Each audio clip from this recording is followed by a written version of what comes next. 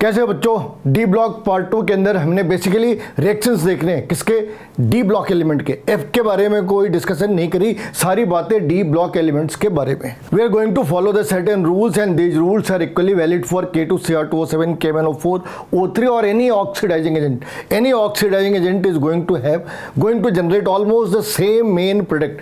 Bye product may or may not be different, but of course main product is going to be same. So being a oxidizing agent itself will undergo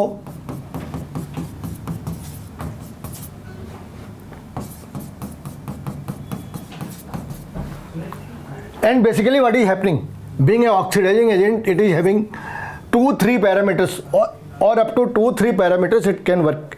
So the first part is it can increase the oxidation number,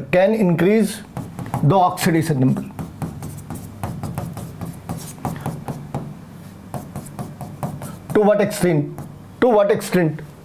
It can increase the oxidation number to what extent? So generally to the next higher oxidation number. In this case, we should be careful that if it is odd group, then the next odd number will be there. If it is even group, then it is going to be the next even number. But the same concept is not valid for D block.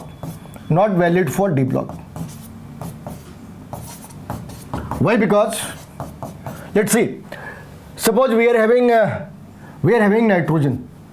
So it can have suppose -3 to 0, or if it is already in the 0 state, it can go up to +1 and next is the +3. If it is a group 4 element or group 6 element, suppose sulfur is there, so from 0 to 2, or it can be from -2 to 0, then most likely to be +4. If it is +2, then it will go to the +4. But in the case of Fe, in the case of D block element, if it is F2, it is not going in the F4 oxidation state. It will go to the F3 oxidation state. If the cobalt is there, cobalt 2 positive, it is going to show cobalt 3 positive in place of cobalt 4. तो ये जो concept है ये S block element के ऊपर valid, P block element के ऊपर valid है, D के ऊपर वैलिड नहीं है। तो इन्होंने पहला काम तो ये करा कि ऑक्सीडेशन स्टेट को next higher possible oxidation state तक पहुंचा दे, next higher possible oxidation state तक। जो सेकंड काम वो कर सकते हैं, they can add one oxygen. अगर SO3 2 नेगेटिव है तो product is going to be SO4 2 negative. अगर NO2 नेगेटिव है, product is going to be NO3 negative. क्या और भी कोई रास्ते हो सकते हैं?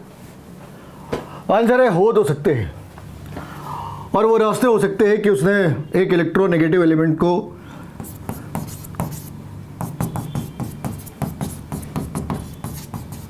ऐड द इलेक्ट्रोनेगेटिव एलिमेंट,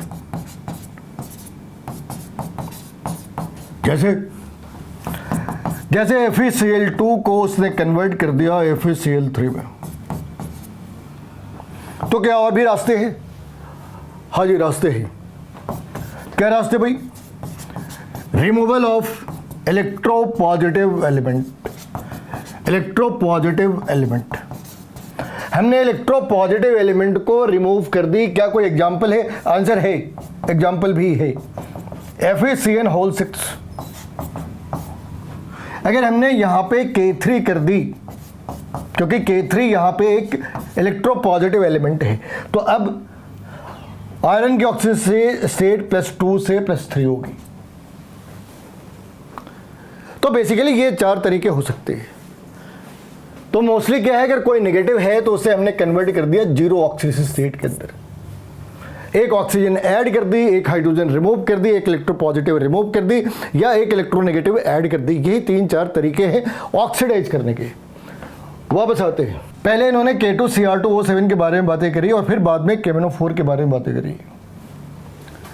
तो यहाँ पे Fe+2 के अंदर है और इस वाली साइड पे Fe+3 के अंदर है। बाकी सारी बातें तो कहने के लिए है। I नेगेटिव को इसने I2 में कन्वर्ट करा जो -1 to 0 में है। SO3 नेगेटिव को इसने SO4 नेगेटिव में कन्वर्ट करा, SO3 टू SO4। S-2 को कन्वर्ट करा S0 में, SO2 को कन्वर्ट करा क्योंकि ये ऑलरेडी +4 में है तो उसे कन्वर्ट करा +6 के अंदर। इस वाली साइड पे हमने क्या करा, हाइड्रोजन रिमूव कर दी, यहां पे हाइड्रोजन रिमूव कर दी और इस वाली साइड पे ऑक्सीजन ऐड कर दी। यहां पे हमने क्या करा, यहां पे हमने एक हाइड्रोजन रिमूव कर दी, उसकी जगह पे ऑक्सीजन डाल दी।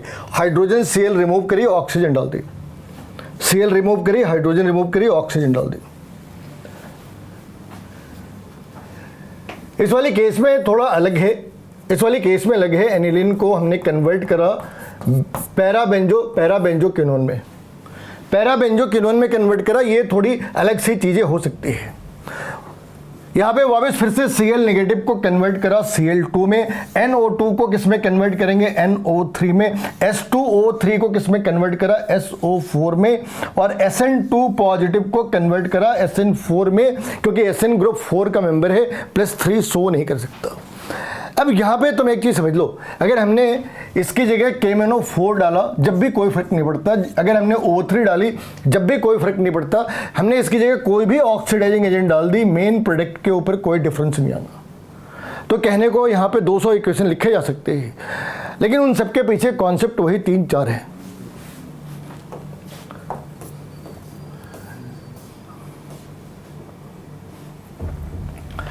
अगली जो स्लाइड है इसके अंदर हमने NCERT, इसके अंदर जो बेसिक सी पार्ट है कि अगर तुमने K2Cr2O7 को बेसिक मीडियम में डाला तो इसकी जो कलर है वो येलो में कन्वर्ट हो जानी है और ये बेसिकली CrO4 नेगेटिव बन जाना है। अगर K2Cr2O7 को गर्म करा तो क्या बन जाने हैं, CrO3 के क्रिस्टल्स बन जाने हैं। NCERT इतने डिटेल्स में नहीं जाती, मगर हमें इन चीज़ों का आइडिया होना जरूरी है। इस वाली स्लाइड में KMnO4 के बारे में डिस्कस करिए, पहले किसके बारे में करा था, K2Cr2O7 के बारे में करा था। तुम देखोगे यहाँ भी वही सारी चीज़ें वापस रिपीट हो रही है। ये रिपीट हो रही ये बताने के लिए हमें ये स्लाइड लेने की जरूरत पड़ी, अदरवाइज जरूरत ही नहीं थी। तो यहाँ पे इन्होंने क्या करा, N2H4, N कौन से स्टेट के अंदर है, ये -2 के अंदर है, और इसको कन्वर्ट किस में करा, 0 के अंदर में। यहाँ पे X है, X नेगेटिव है, और इसे कन्वर्ट करा X2 यानी 0 के अंदर। वही सारी चीजें, यहां से हाइड्रोजन गायब करी, अल्डिहाइड बनाई, वापस ऑक्सीजन ऐड करा, एसिड बना दी। लेकिन अल्कलाइन मीडियम में कहानी में थोड़ा फर्क है। ये फर्क है KMnO4 के साथ, ना कि K2Cr2O7 के साथ। KMnO4 के साथ थोड़ा फर्क है अल्कलाइन मीडियम में। तो अल्कलाइन मीडियम में क्या फर्क है वो भी देखते हैं। अल्कलाइन मीडियम में I नेगेटिव को इसने I2 में कन्वर्ट नहीं करा, IO3 नेगेटिव में करा। ये NCERT के अंदर भी दे रखा है, तो तुम्हें थोड़ा केयरफुल होना है इसे लेकर। और फिर आगे इन्होंने यही सारी चीज़ें करी कि जो फॉर्मेट है उसे ऑक्सीडाइज करके कार्बोनेट और बाइकार्बोनेट्स वगैरह के अंदर कन्वर्ट करा। जैसे फॉर्मेट है, फॉर्मिक एसिड में कन्वर्ट करा, और ये फॉर्मिक एसिड फाइनली कन्वर्ट हो जा रही K2Cr2O7 K2CO3 के अंदर। तो ये जो रिएक्शन है ये बेसिक मीडियम के अंदर फिजिबल है, एसिडिक मीडियम के अंदर ये रिएक्शन फिजिबल नहीं है।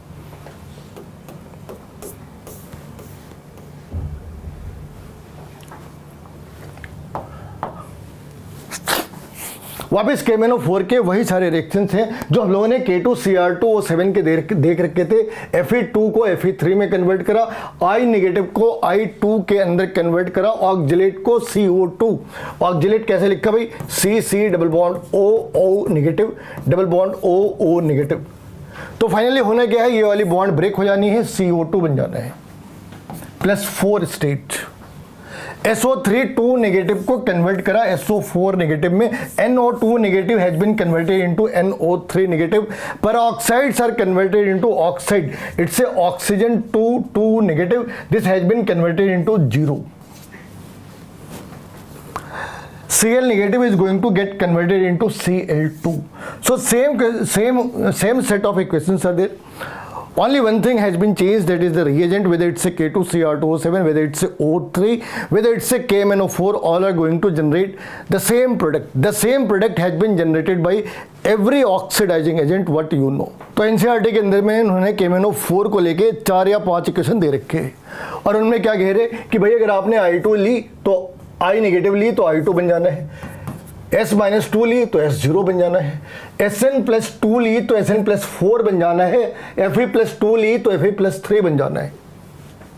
ये तो हमने पहले ही पढ़ा है और वापस उस लाइन को 2 बारी लिख रही। लेकिन इन्होंने ज़्यादा काम करा है KMnO4 के साथ। एक तो ये बताई कि KMnO4 बना कैसे रही, तो KMnO4 को KOH के साथ रिएक्ट कराई, ऑक्सीडेशन कराया, एरियल ऑक्सीडेशन, तो इसने जनरेट करी K2MnO4 और इस K2MnO4 को फिर उन्होंने आगे मैग्नेट के अंदर कन्वर्ट करा।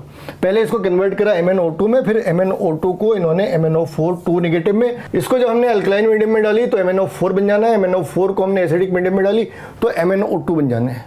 तो ये इन्होंने यहाँ पे ये चीज़ें कर रखी है, NCERT की है, बहुत इंपॉर्टेंट है, तुम्हें याद करके जाना है, क्योंकि वो ज़्यादातर NCERT के अंदर से इक्वेशन की बात करें तो NCERT के अंदर से ही पूछते।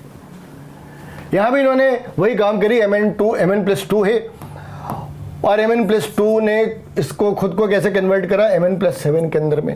तो ये पार्ट, इस पार्ट ने खुद को रिड्यूस करना है। तो ये चीज़ें अगर ये ऑक्सीडाइज हो रही तो क्रॉस में इसे रिड्यूस हो जाना है। यहाँ पे भी उन्होंने वापस वही करा, ऑक्जेलेट है, CO2 के अंदर कन्वर्ट हो गई, Fe+2 है, Fe+3 में, NO2 नेगेटिव है, NO3 नेगेटिव के अंदर, I नेगेटिव है I2 के अंदर। तो यहाँ भी इन्होंने कुछ इक्वेशंस तो कॉमन ले रखे, जो KMnO4 की है वही K2Cr2O7 की भी है। और लास्ट पार्ट में इसके स्ट्रक्चर के बारे में बातें करते हैं, तो यहाँ पे इन्होंने KMnO4 के बारे में ज़्यादा मेहनत नहीं करी NCERT के अंदर में। KMnO4 की बात करें तो ऐसे लिख सकते हैं, ये Mn है और इसके Mn 7 बॉन्ड मैक्सिमम बना सकती, तो इन्होंने 7 बॉन्ड तो ऐसे बना लिए। इनमें इन 3 ऑक्सीजन की वैलेंसी पूरी है, मगर इस ऑक्सीजन की वैलेंसी पूरी नहीं, तो यहां पे एक नेगेटिव चार्ज डाल दी। इसकी हाइब्रिडाइजेशन है sp3 और सारे बॉन्ड बराबर है बिकॉज ऑफ द रेजोनेंस, सारी बॉन्ड लेंथ बराबर है बिकॉज ऑफ द रेजोनेंस। मगर इस वाले में एक कहानी में थोड़ी ट्विस्ट है। ट्विस्ट क्या है भाई, ऐसे 2 टेट्राहेड्रल यूनिट है, एक टेट्राहेड्रल ये, दूसरी टेट्राहेड्रल यूनिट ये, और इनके बीच में CrO-Cr बॉन्ड है। अगर ये टेट्राहेड्रल यूनिट है तो इसकी हाइब्रिडाइजेशन भी sp3 है। और अगर इस वाले को थोड़ा डिटेल्स में देखें तो क्रोमियम मैक्सिमम 6 बॉन्ड बना सकती, तो ये बन गए इसके 6 बॉन्ड। इनमें इस ऑक्सीजन की वैलेंसी पूरी है, इसकी पूरी है, व्हाट्स अबाउट दिस, इसके ऊपर माइनस, इसके ऊपर माइनस, ऐसे करो। 2 नेगेटिव है तो हमें 2 अलग अलग ऑक्सीजन के ऊपर 2 नेगेटिव चार्ज डालने हैं। ऐसा नहीं हो सकता कि एक ही ऑक्सीजन के ऊपर 2 नेगेटिव चार्ज डाल दी। अब यहाँ पे जो डिस्ट्रीब्यूशन है ना उसका हमें ध्यान रखना है। यहाँ पे 2 बॉन्ड है, एक CrO बॉन्ड है, एक CrO-Cr बॉन्ड है, ब्रिज बॉन्ड। तो ब्रिज बॉन्ड जहाँ कहीं भी हो, किसी भी कंपाउंड के अंदर ब्रिज बॉन्ड हो, वो लॉन्गर होने हैं उसके कॉम्परेटिवली जो नॉन ब्रिज बॉन्ड है। तो यहाँ पे वैल्यू है 179 पिकोमीटर और ये है 163 पिकोमीटर, तो 16 यूनिट का फर्क है, 16 पिकोमीटर का फर्क है। और ये बॉन्ड एंगल होनी कितनी चाहिए, यहाँ पे बॉन्ड एंगल होनी कितनी चाहिए ऑन एन एवरेज, sp3 है तो 109.28 होनी चाहिए, मगर ये बॉन्ड एंगल 109.28 से ज़्यादा है क्योंकि रिपल्सन ज़्यादा है। तो तुम्हें ये बॉन्ड एंगल का ध्यान रखना है, ब्रिज लेंथ जो नॉन ब्रिज है उनका ध्यान रखना है, ब्रिज का ध्यान रखना है। तो ये सारी चीज़ें जो डी ब्लॉक एलिमेंट है उनके केमिकल रिएक्शंस और उसके स्ट्रक्चर के बारे में लिखा है। Make sure to follow me on Telegram, Instagram. ID has been provided here. And don't forget to like, subscribe, share the content. We'll see you soon in the next video. Till then, be consistent, be focused.